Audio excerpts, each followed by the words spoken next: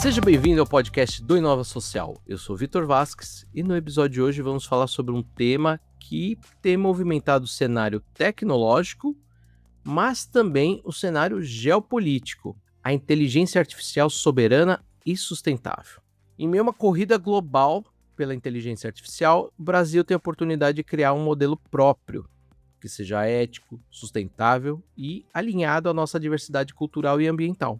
Para essa conversa eu recebo Nelson Leone, CEO da Wide Labs, uma empresa que vem se destacando no desenvolvimento de tecnologias de IA, com foco no propósito de IA soberana. Nelson, seja bem-vindo. Muito obrigado pelo convite, Vitor. Para mim é uma honra estar aqui. Com tanta gente importante que já veio aqui, estar presente aqui é uma honra muito grande para a gente estar aqui. Obrigado pelo convite.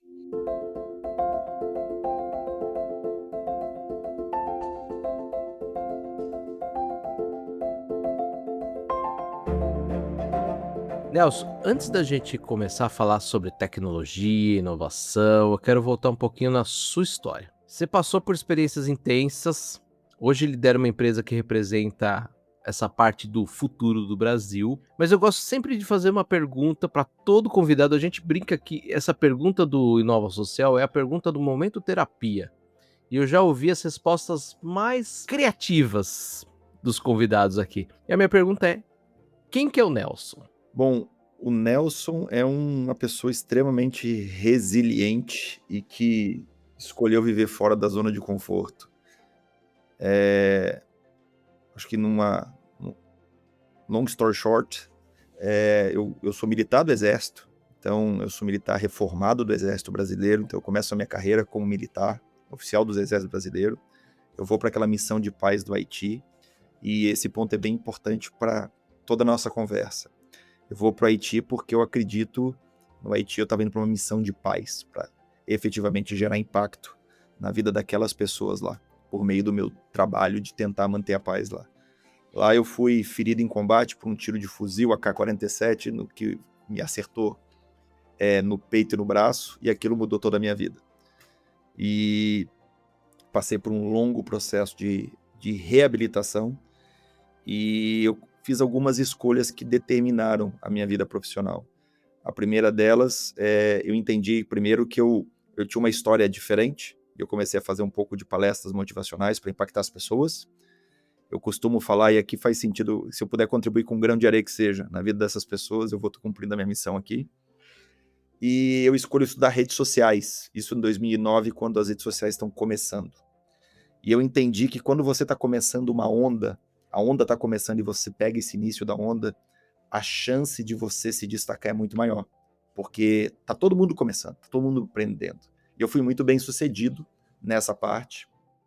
Ali mais para frente, eu trabalhei em agências de publicidade, e aí eu fui convidado para participar de um processo seletivo, para mudar tudo de novo, e voltar para a ONU, porque no Exército eu fui pela ONU no Haiti, aí para ser o chefe de comunicação digital do Unicef no Brasil. Dali eu acabei sendo promovido para ser o chefe global de engajamento digital do Unicef em Nova York. E aí minha vida estava tranquila. E aí eu falei, por que não empreender? Né? No meio do Covid, resolvo retornar para o Brasil e tenho a oportunidade de conhecer os meus sócios.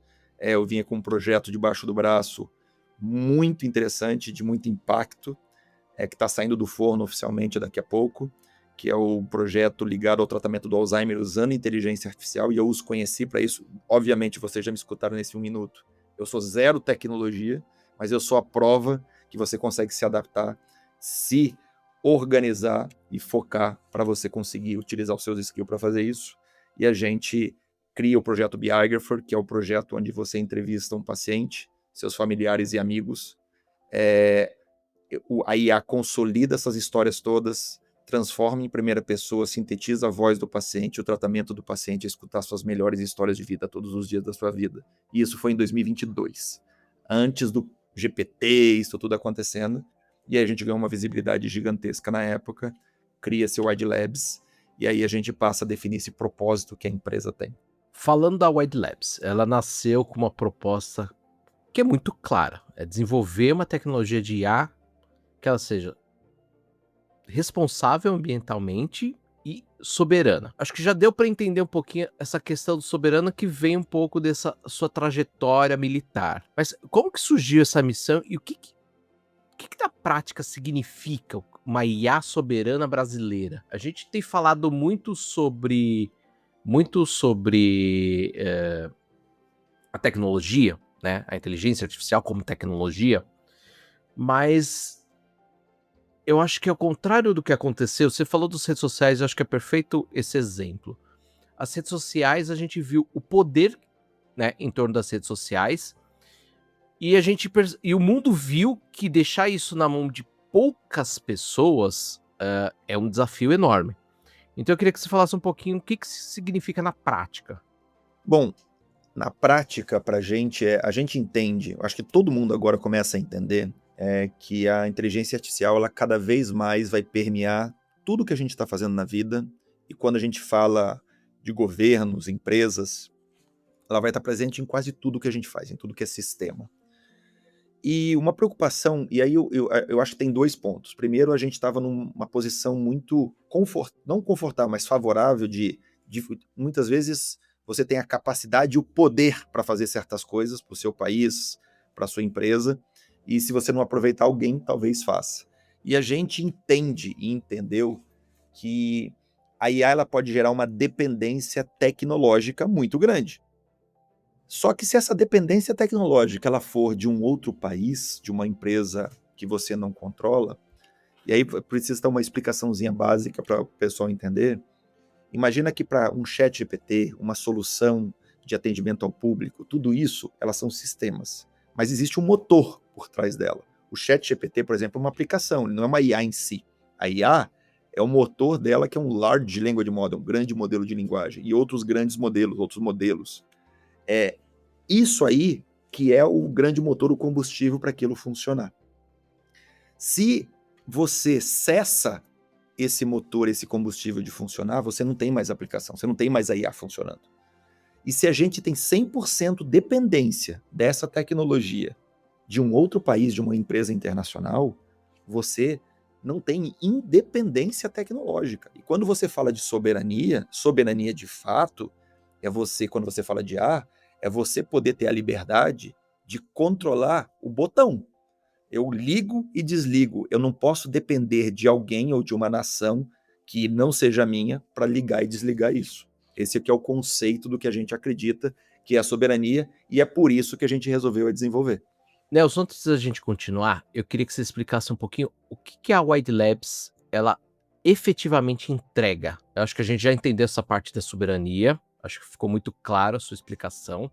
Antes da gente entrar no tema, que eu brinco que é um pouco mais espinhoso para a inteligência artificial, que é a sustentabilidade, e é um dos outros pilares da Wide Labs, eu queria que você explicasse um pouquinho o que vocês efetivamente entregam. Vocês têm uma entrega muito interessante, e vocês têm uma IA que o próprio nome é muito emblemático. Então eu queria que você explicasse um pouquinho primeiro essas entregas. Agora é trazendo o Nelson mais corporativo mesmo, mais institucional. Queria que você contasse um pouquinho das aplicações da Wide Labs. A Wide Labs ela aparece para o grande público e principalmente na parte corporativa, não com o Biography que eu contei, mas com o lançamento do Amazônia IA, o nosso grande modelo de linguagem que foi treinado com foco no português brasileiro. Ele fala todas as línguas, mas com conhecimento da nossa cultura, do nosso idioma. A gente lançou ele num dia emblemático, que foi o dia do lançamento do Plano Brasileiro de Inteligência Artificial no ano passado. Mas, ao mesmo tempo, a gente entendeu que a gente não tem dinheiro infinito para competir com o GPT, com uma Meta, com uma Anthropic, com essas gigantescas, com os chineses. E aí, para quem um pouco técnico, e olha como é que é ser brasileiro, e foi feito 100% com ciência brasileira. A gente usou a mesma técnica que o DeepSeek usou em janeiro desse ano, só que a gente lançou 6 meses antes, tá? Então o Brasil faz inovação. A gente entendeu que ter esse modelo, e aí ele é interessante, ele me entrega a sensação de pertencimento ao Brasil, mas ele está comigo. E aí vai de encontro ao que eu acabei de falar de soberania. Se eu controlo esse modelo, também não estou deixando os outros ser soberanos. E a gente também entendeu que a gente tem uma capacidade gigantesca de tecnologias, já desenvolvidas e desenvolvimento de soluções. Então a Wide, o que ela oferece hoje? Nós somos uma fábrica de inteligência artificial soberana. Qual que é o conceito disso? A gente é muito mais focado para o setor público e clientes enterprise. O que são clientes enterprise? Grandes empresas que não tem um probleminha para resolver. Tem uma lista para resolver, vários desafios para serem desenvolvidos. E a gente oferece para os nossos clientes a possibilidade de desenvolvimento dessas soluções, tudo acontecendo no que a gente chama de on-premise. O que significa isso? Dentro da infraestrutura do meu cliente. E isso contempla o desenvolvimento, a adaptação de modelos nossos. Por exemplo, dentro do ecossistema, eu falei do Amazônia, mas o Amazônia é um só modelo, a gente tem hoje mais de 20. O melhor modelo do mundo em língua portuguesa brasileira chama Guará de Speak to Text, que é de transcrição de voz para texto. Ele entende tudo que é tipo de sotaque brasileiro. Com muito orgulho a gente fez, porque a gente treinou muito com o Brasil. Mas a gente entrega todo esse potencial de adaptar esses modelos ou colocar esses modelos mesmo dentro da infraestrutura do cliente e a possibilidade de desenvolver soluções personalizadas para eles. Significa que eu resolvo e implemento todo o sistema de inteligência artificial para ele, dando o controle do botão. E a gente desenvolve e depois mantém isso numa evolução contínua, porque a gente sabe também que a IA que a gente tem hoje não é a mesma IA que a gente vai ter daqui a 1 ano, daqui a 2 anos. E eu sou o responsável, junto com eles, para continuar desenvolvendo. E é isso que a gente vem fazendo. Eu quero falar do setor público, mas antes eu quero voltar naquele ponto que eu falei da sustentabilidade. Um dos pilares que vocês têm na Wide Labs é a sustentabilidade, né? E acho que uma das grandes discussões que a gente tem tido aí nos últimos meses, a gente recentemente encerrou uma nova COP, né? Confesso que eu vi muito pouco a se falar sobre isso, mas a gente está num momento e as pessoas não entendem o que é a revolução da inteligência artificial.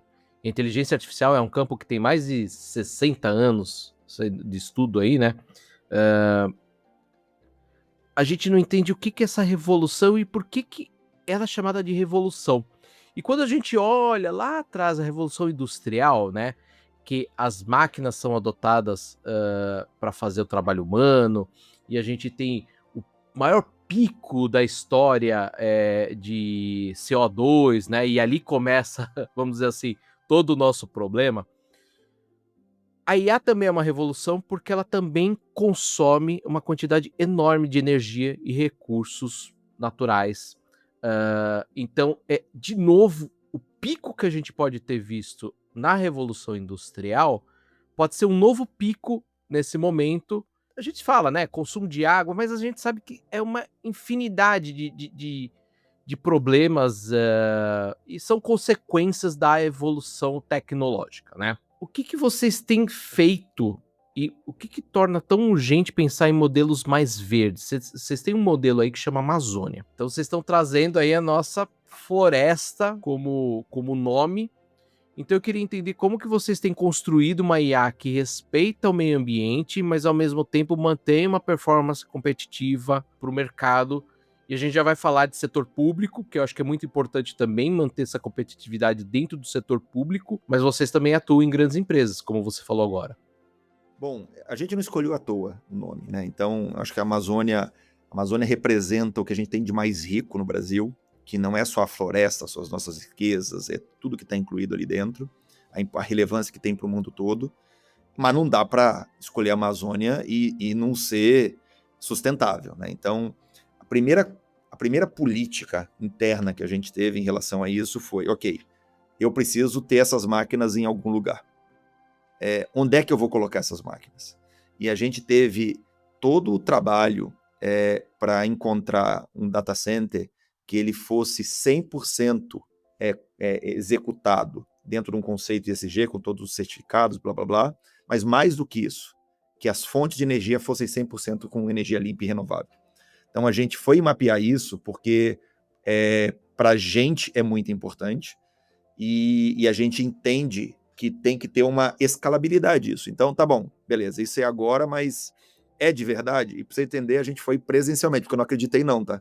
A gente foi lá ver na prática, no loco, e falou, cara, é meio interessante, porque normalmente nossos clientes não vêm. Eu falei, não, eu tenho que ver para quê dentro desse conceito. Um outro aspecto muito importante que a gente teve, não tem nada a ver com sustentabilidade, mas tem a ver com regulação. E isso é muito importante porque a gente viu que vários grandes modelos eles acabaram ferindo algumas regulações, propriedades intelectuais e tudo mais. A outra responsabilidade que a gente teve foi respeitar a regra do jogo e acessar somente dados que a gente tinha acesso de maneira pública ou que a gente tivesse adquirido, recebido ele por doações. E a gente treinou os modelos 100% dentro da regra do jogo. E por que isso é tão importante? Porque a gente entregou um modelo, ou a gente tem um modelo que ele representa, sim, o Brasil. Ele representa, na verdade, hoje, ele é engraçado que o Amazônia é chamado de o modelo da América Latina. Então, o pessoal meio que adotou, né? E isso é muito interessante, porque ele representa um pouco essa sensação de pertencimento nosso, latino.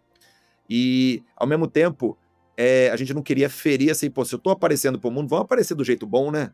Vamos dar o exemplo de muita coisa, já que o gringo não está dando exemplo, e a gente chamou a atenção do mundo todo em relação a isso também. Tá? Então, ele foi construído com muita ética, com muita preocupação, sim, de sustentabilidade, de forma com que a gente tivesse... A gente é o certinho da história. E o mais engraçado, a gente foi muito criticado, a gente conseguiu ser a façanha de ser criticado por estar seguindo a regra, sabe? Coisas que acontecem no mundo da tecnologia. Perfeito. Voltando no assunto que você falou de setor público, vocês atendem setor público. A gente sabe que atender setor público não é fácil, existem desafios, mas você me falou uma coisa na nossa primeira conversa, eu vou deixar o link para quem está nos ouvindo na descrição desse podcast. Você falou que o setor público ele é fácil de trabalhar, porque ele já tem a sua lista de problemas. Eu queria que você falasse um pouquinho como que é essa dinâmica de levar a inovação para o setor público. Bom, desafiador ele é, óbvio, em relação a contratos e tudo mais, mas uma vez que você tenha isso estabelecido, uma coisa que nos surpreendeu é que a gente começou a ser chamado por muita empresa e falou o seguinte: não, eu quero colocar IA. Pô, legal, tá todo mundo colocando, mas para quê? Ah, não, então, eu preciso colocar IA. O para quê a gente vai descobrir. E aí a gente começa a ver que o ROI, né, que é o retorno de investimento, não tá fechando a conta, tá muito caro, mas claro, você começa a implementar sem planejamento, sem uma estratégia bem colocada, sem mapear suas principais dores, suas principais dificuldades. E aí quando a gente chega no setor público, o problema que o setor público tem não é de hoje, não é de ontem, é de 10 anos, 20 anos. É muito volume de coisa, é muito processo para executar, a gente não tem mãos, braços suficientes, tudo escala, só que isso é onde a IA brilha, mas brilha muito, é onde a gente gera o maior resultado. Então, quando a gente chega para o nosso cliente, setor público, ele começa a trazer as demandas, eles já tinham tudo mapeado, mas tudo mapeado. Quando você tem todas as dores mapeadas, e a beleza da IA eu não quero que o meu cliente saiba de IA, ele não tem que saber de IA. Quem tem que saber de IA sou eu. Ele tem que saber do problema dele, o que ele tem que resolver e o resultado que ele espera daquilo. Com isso, e a gente fazendo todo o processo, o resultado ali aparece. E sim, a gente está tendo resultados muito mais efetivos e mais rápidos dentro do setor público, comparado ao setor privado. É legal a gente ter essa outra visão, porque eu acho que a gente tem um costume quase cultural de criticar o setor público, e você me falou uma coisa que me surpreendeu na nossa última conversa, que tem muita gente técnica, né? Muita gente boa nesse campo. Então é legal escutar quando a gente ouve algo de positivo e não só aquela velha história do não, o setor público é cheio de burocracia, né? Aquela velha história, né? Não, pelo contrário, a gente tá tendo a felicidade de estar trabalhando com gente muito, muito capacitada, que escolheu estar no setor público, tá? Então, assim, as pessoas estão lá por propósito, por ideal de vida e por gerar impacto, mas também para executar aquilo, alguém tem que executar. E a gente não pode esquecer que, assim, o Brasil, a gente tem muito complexo de vira-lata para muita coisa, mas se a gente for comparar Brasil versus mundo, tá? Em tecnologia, aí eu tô falando de tecnologia. Financeiro, a gente é líder global em tecnologia financeira, tá? O Pix nosso, olha, já teve até discussão esse ano em relação ao Pix. Em relação ao Sistema Único de Saúde, a questão da carteira de trabalho, todos esses sistemas são sistemas complexos que foram liderados por agentes públicos. Tá? Tanto é que quando a gente trabalha desenvolvendo sistemas, a gente nem toca nessas questões de integrações. A gente está falando do sistema de IA. Todos os sistemas, é eles que fazem, porque é uma dinâmica completamente diferente, com nível de segurança, sigilo, responsabilidade. Então, isso é muito interessante. E há aquele sentimento de trabalhar em equipe, né? Então, a gente está trabalhando junto, cada um no seu quadrado, para entregar o quanto antes uma solução.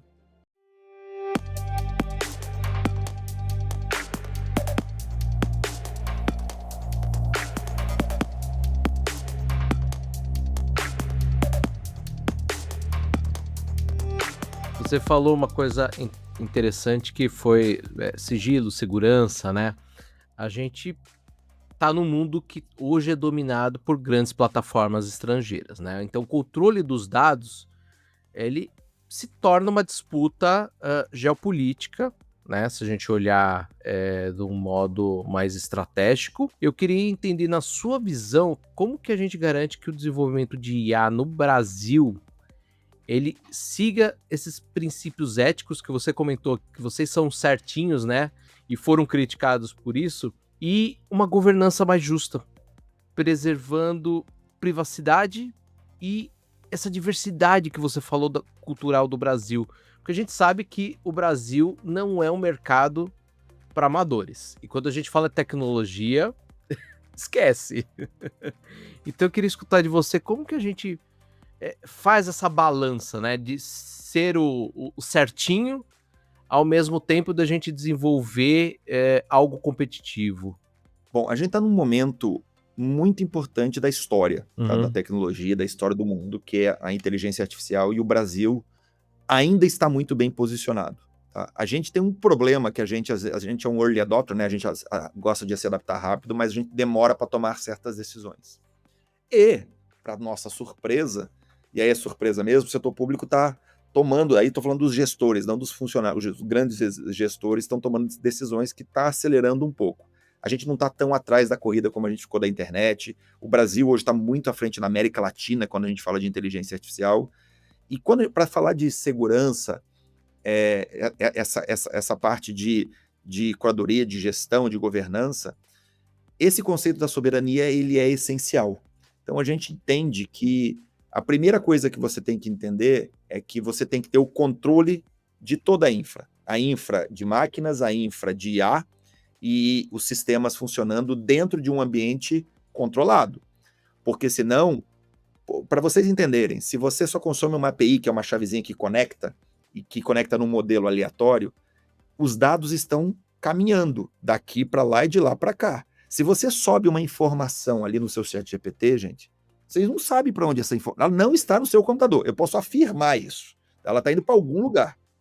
Só que você é uma pessoa física, não tem um problema. Só que quando você coloca isso a nível governamental, a nível estratégico, segredo industrial, essa informação, ela pode vazar? Sim. Ela pode ser utilizada por outro player? Sim.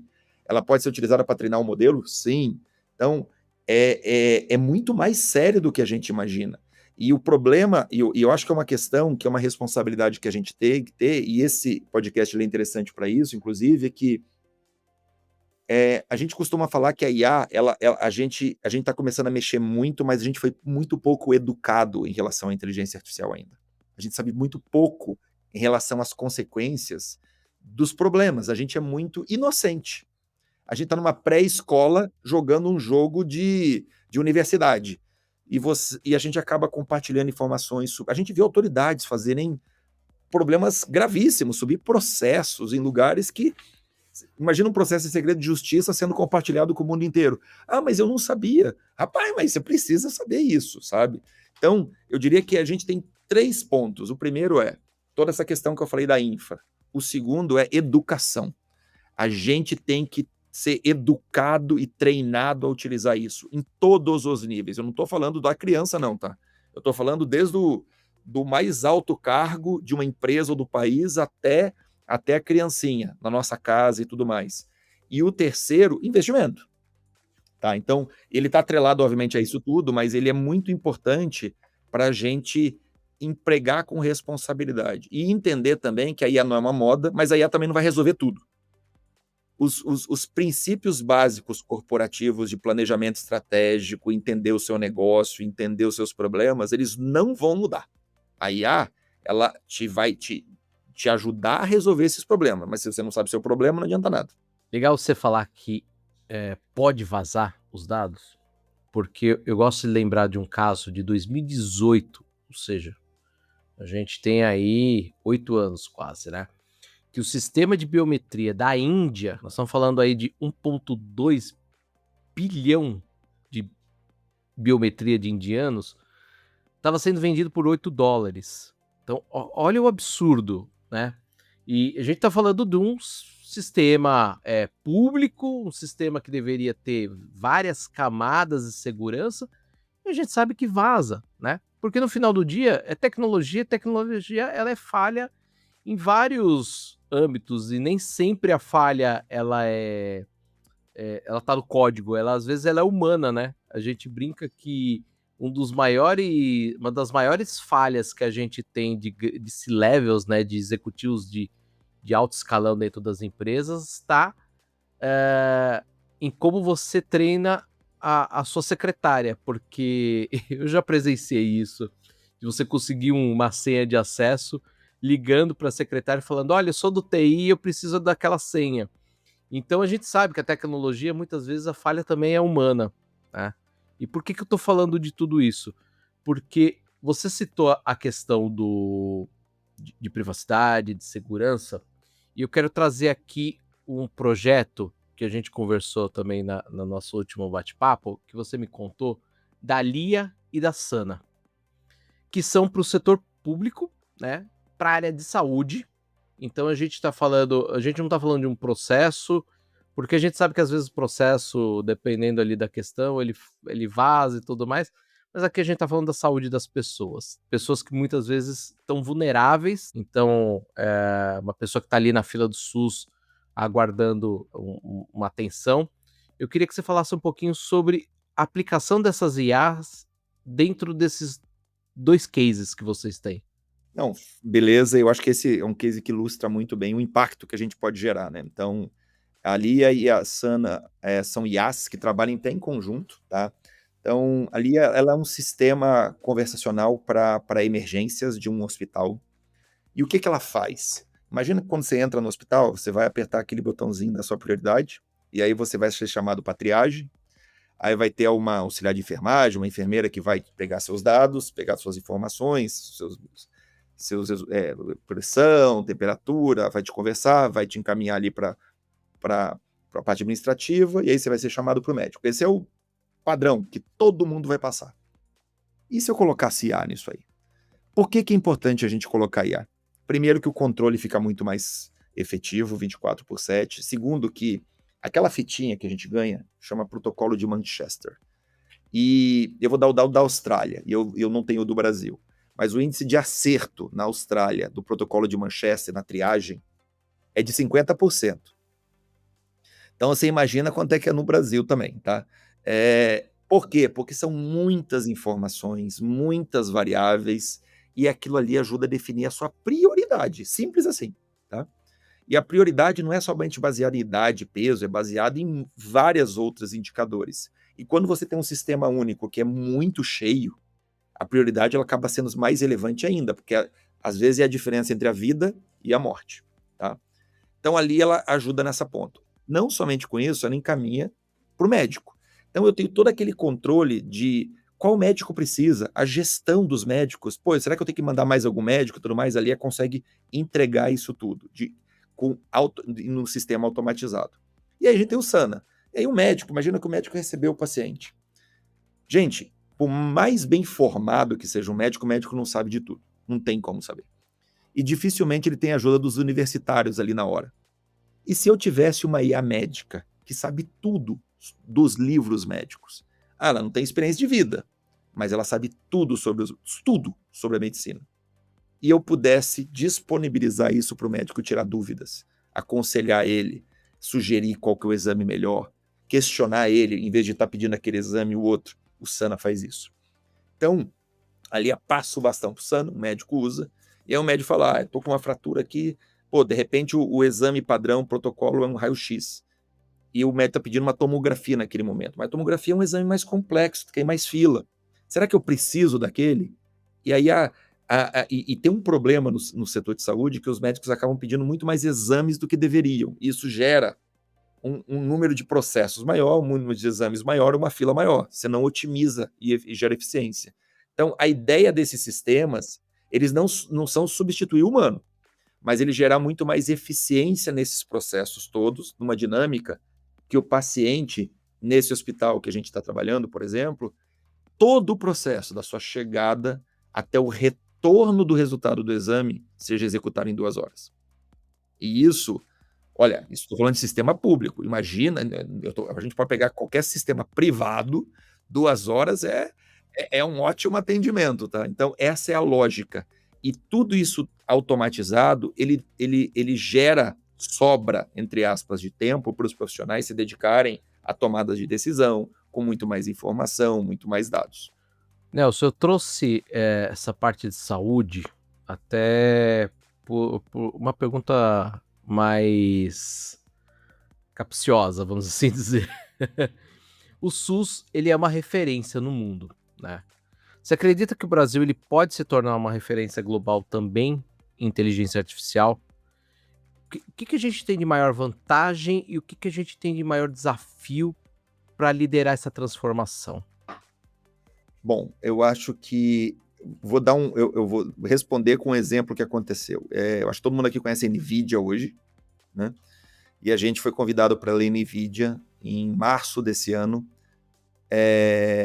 lá em San José, na sede deles, no evento chamado GTC, que é o maior evento da NVIDIA, e eu fui junto com o subprocurador do Ministério Público do Rio Grande do Sul apresentar uma outra IA que a gente fez, que é a Vera e a Tori, que é um sistema que está automatizando muita coisa dentro do Ministério Público e fazendo o Ministério Público efetivamente cumprir a sua missão, reduzir tempo de espera, de processos e tudo mais.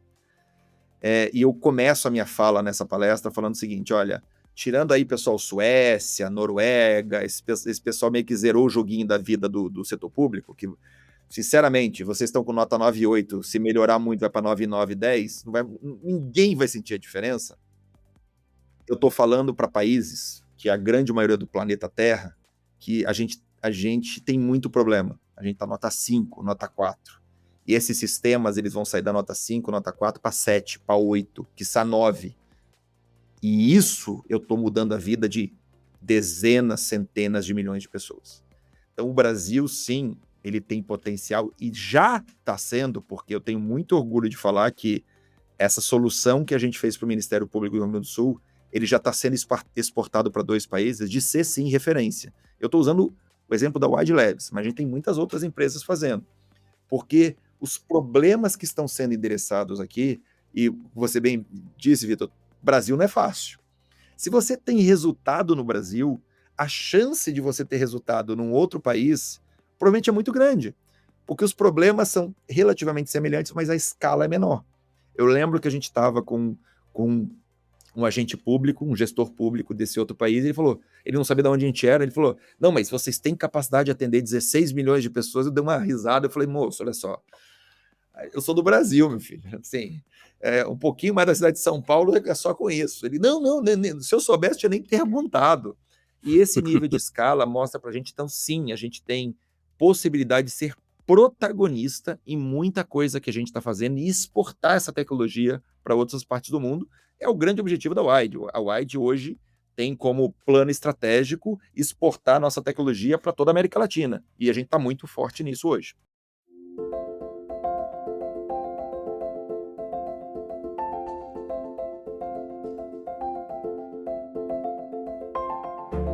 Nelson, você falou de plano estratégico, então vamos falar um pouquinho de futuro. A gente está chegando ao fim da nossa conversa.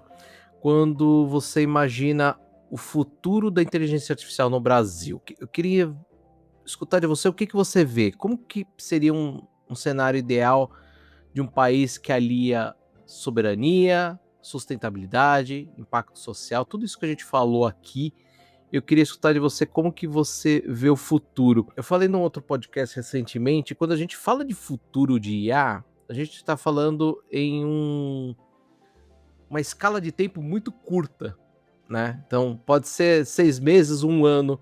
Eu queria escutar de você como que você vê isso e que escala de tempo você gostaria de que tudo isso acontecesse. Bom, eu tendo a fracionar um pouco esse futuro e eu penso o seguinte, tá? Então, eu olhando um pouco da ótica que a gente tem, obviamente, né? Então, o que eu enxergo e a gente, pela primeira vez na história, e aí na história da sociedade moderna, a gente tem a possibilidade de uma tecnologia que ela gera mais eficiência, com mais escala, e ela possibilita ao setor público uma redução de custo com mais impacto, que é uma matemática que não existe. Você quer gerar mais impacto, aumenta o custo, mais imposto e tudo mais. Então a gente está vivendo uma oportunidade que, se bem decidida, e aí a gente obviamente passa pelo humano, onde a grande maioria dos países elas vão conseguir ter um impacto gigantesco no setor público, gerando muito mais eficiência, significa mais cidadania, mais direitos assegurados e tudo mais, com muito menos recursos que a gente tem hoje em relação à parte financeira e tudo mais. Então, você tem um Estado muito mais eficiente, com menos fraude, com menos burocracia, com menos desvios de dinheiro, porque todos esses processos começam a ser integrados e automatizados. Ao mesmo tempo, o Brasil está muito bem posicionado. Quando eu falei daquela camada toda de infraestrutura, a gente fala de data centers, a gente fala de IA, como infraestrutura, os modelos, a gente fala dos sistemas, e sistemas que sejam estratégicos. A gente está no lugar do planeta Terra que tem mais energia limpa e renovável. A gente tem espaço, a gente tem incentivo, a gente tem muita capital intelectual. Por mais complexo vira-lata que a gente tem muita gente boa aqui no Brasil. E a gente está na corrida. Se o Brasil souber aproveitar, o futuro do Brasil como protagonista de IA é gigantesco. Agora, falando da IA mais geral, eu não tenho dúvida que a IA vai estar presente em tudo que a gente faz. Ele é um futuro, para mim, sendo colocar copo meio cheio, meio vazio, ele é muito mais cheio do que vazio.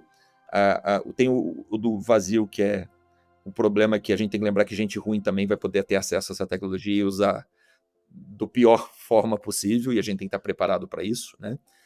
Mas eu acredito que ela vai facilitar muitos sistemas, muitas profissões novas vão seguir. Eu não acredito simplesmente que as pessoas vão virar inúteis e não vão poder fazer mais coisa, porque toda mudança grande na tecnologia, obviamente, ela tira muita gente que aquele serviço não existe mais, mas ela gera muitas outras oportunidades do que a gente vai fazer. E, além de tudo que a gente está falando de sistemas que eu falei, eu acredito muito na questão dos robôs. Então, isso vai chegar a galope, a gente vai ver robôs na rua, a gente vai ver isso acontecendo não em 10 anos.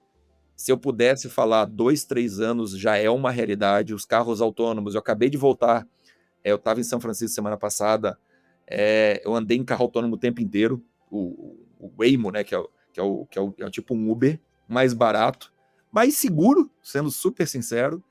A primeira vez é uma sensação um pouco estranha, mas depois você confia, porque tem depois que você começa a trabalhar, tem muito mais variáveis que a IA consegue controlar do que a gente, ele presta atenção em muito mais coisa. Então eu acredito que essa questão ela vai trazer, a gente vai viver um mundo muito diferente e muito rápido. Se você tem medo da IA, o meu conselho a melhor forma de você combater o medo é estudar, enfrentar esse medo e você começar a entender um pouco mais. Mas saiba que a sociedade que a gente vive hoje, a forma como a gente vive hoje, mudou. Se a gente for pensar, mudou já de 2023 para agora. Mas daqui para frente os saltos serão mais quânticos. Muito legal. A gente vai falar sobre robôs em breve. Não, você vai voltar, porque eu acho que a gente, em 2026, vai ver um boom disso. Eu falei numa palestra, eu acho que tem 2, 3 anos, eu falei, gente, vocês estão se descabelando com inteligência artificial, vocês vai ver a hora que começar a leva de robôs. Foi muito engraçado que teve alguns finais de semana aí, eu mostrei para minha sogra um robô, uma apresentação de uma empresa aí chinesa, de um robô, e ela falou, não é possível, isso daí é um ser humano. Eu falei, não, isso aí é 100% um robô.